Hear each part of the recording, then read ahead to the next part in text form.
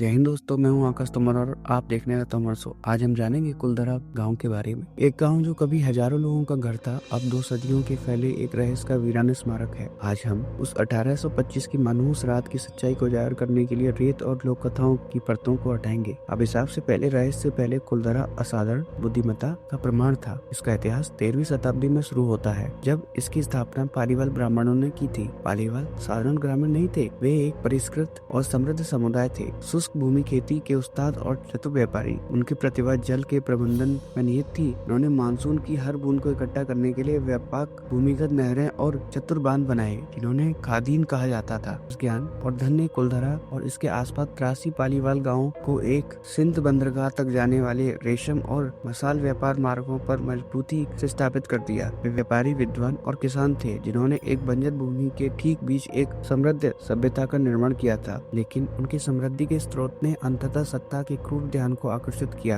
वह व्यक्ति जिसने उनके भाग्य को परिभाषित किया, वह जैसलमेर का शक्तिशाली और दमनकारी दीवान सालीम सिंह था। सालीम सिंह अपनी तानाशाही और अत्याधिक करों के लिए कुख्यात था। पालीवाल पीढ़ियों ने उसके लालच को सहते रहे, लेकिन सालीम सिंह का अंतिम अक्षम्य कार्य व्यक्तिगत क्रूर इच्छा का था। कहानी हमें बताती है कि सालीम सिंह ग्राम प्रधान की सुंदरी बेटी पर मोहित हो गया। उसने कुलधरा के लोगों को धमकी दी, या तो लड़की को उसे सौंप दो, या इतने बड़े कर वृद्धि का सामना करो कि वे पूरे तरह बर्बाद हो जाएंगे। पालीवालों के सामने एक असंभव विकल्प था, मान सम्मान बनाम जीवन रक्षा। वे जानते थे कि दीवान की मांग के आगे झुकने का मतलब आजीवन दास्ता और शर्म होगी। सभी 84 गाँव के बुजुर्गों की एक गुप्त सभा में मुलाकात की। उन्होंने अपने मान की रक्षा के लिए एक ही अपरिवर्तनीय निर्णय लिया, सब कुछ पीछे छोड़कर चले जाना। यह चुपचाप अंधेरे की आड़ में किया जाना था, ताकि सालिम सिंह के पहरेदार उन्हें रोक न पाए। इसलिए एक रात 2 सदियों पहले एक विशाल संगठित पलायन हुआ। चारों लोग अपने घरों से दूर चले गए। उन्होंने अपनी दौलत, अपने घरों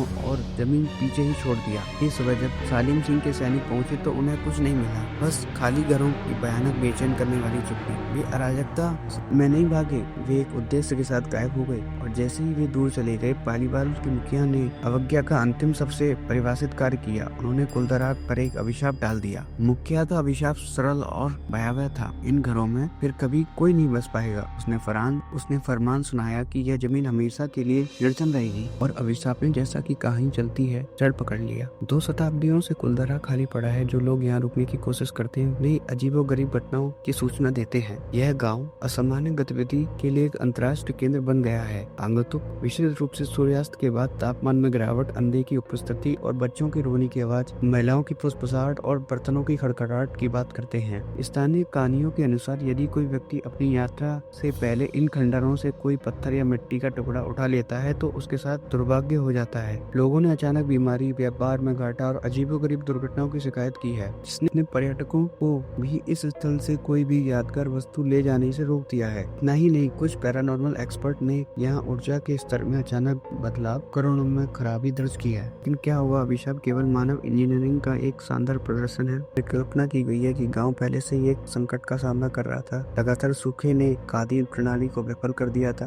पालीवालों को पता था गांव अब टिकाऊ नहीं रहा। एक ऐतिहासिक तथ्य यह है कि पालीवाल केवल व्यापारी ही नहीं, बल्कि वित्तीय सेवाएं भी प्रदान करते थे। का सामूहिक पलायन न केवल सामाजिक अपमान का विरोध था, बल्कि पूरे जैसलमेर राज्य की अर्थव्यवस्था के लिए एक बड़ा झटका भी था। उन्होंने सुनिश्चित किया कि सालिम का लालच अंततः उसे केवल खाली खजाना नहीं देगा। आज कुलधरा भारतीय पुरातत्व सर्वेक्षण की देखरेख में है, जो इसे राजस्थान की सबसे आकर्षक ऐतिहासिक स्थलों में से एक बनाता है। ये गाँव वास्तुकला एक अद्भुत टाइम कैप्सूल है। आप घरों में बने गुप्त सीक्रेट रूम देख सकते हैं। पालीवालों ने अपने कीमती सामान, आभूषणों को छुपाने के लिए दीवारों में छोटे छिपे हुए कक्ष बनाए थे। कहानियों के अनुसार उन्होंने पलायन से पहले इन कमरों को सोने से भरकर मिट्टी से सील कर दिया था, और ये आज भी रहस्य बने हुए हैं। विजिटर मुख्य बाजार, गली और प्राचीन मंदिर के अवशेषों से गुजर सकते हैं। पालीवालों की परिष्कृत वास्तुकला और लचीली भावना को पहली बार देख सकते हैं। लेकिन पूर्ण खालीपन की भावना ही कुलधरा को परिभाषित करती है। यहाँ का सन्नाटा भारी है।